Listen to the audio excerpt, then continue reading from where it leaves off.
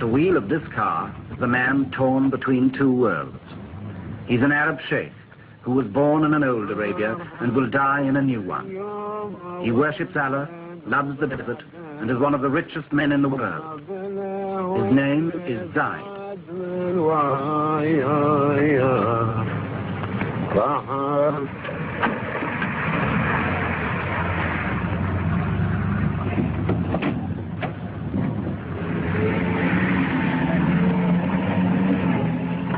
Zaid rules a little kingdom in Arabia called Abu Dhabi.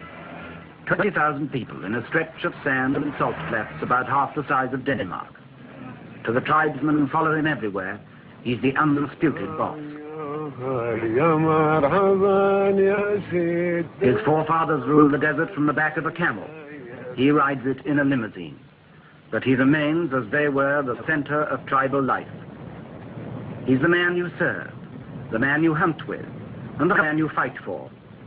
Above all, he's the man who leads. Wherever Zaid goes, his men go too.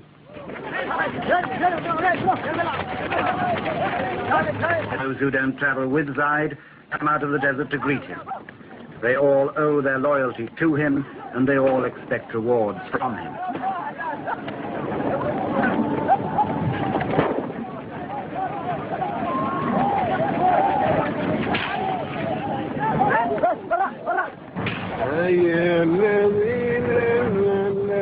Zaid's tastes have not been influenced much by his money.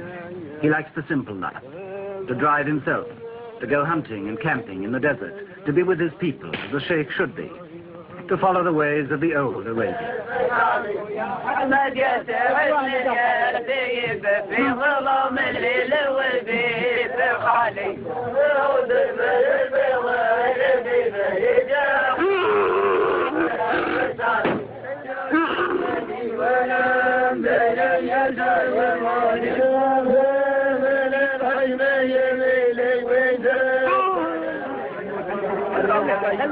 Five or 6 years ago, the people of Abu Dhabi were sunk in the poverty of 1,000 years or more.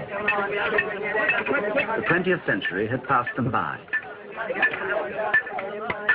Today, their ruler, Zaid, is one of Arabia's nouveau riche, who's acquired overnight a fortune from oil. His income could give $5,000 a year to every man, woman, and child in the place, enough to make Zaid a multimillionaire. Superficially, the old customs are unchanged. The tent goes up as it always did. The food is prepared as simply as before.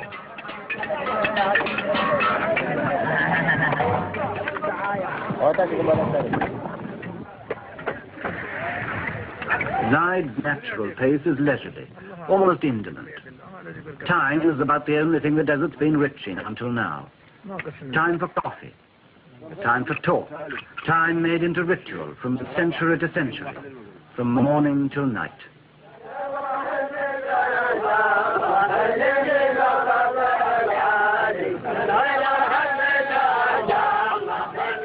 These girls will swing their hair, and these men will chant hour after hour. In the desert, there's no rush. At least, that's how it used to be. But Zaid, with his money, has begun to learn better.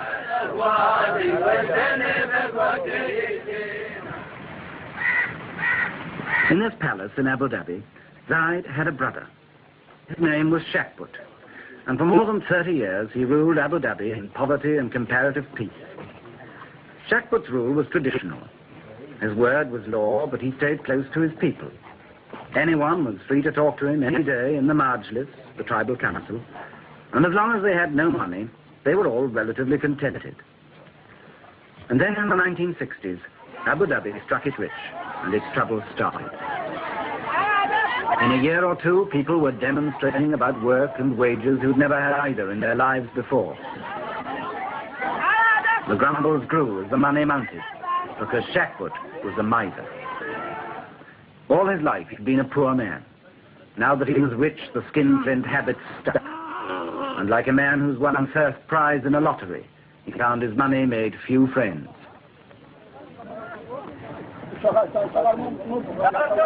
People began to say his brother Zaid would be a better ruler. He had a mind more open to the world. He was generous. He was a man's man. But Zaid had sworn to his mother years ago that he would never harm Shakput, and for 5 more years he stayed loyal, and the people waited.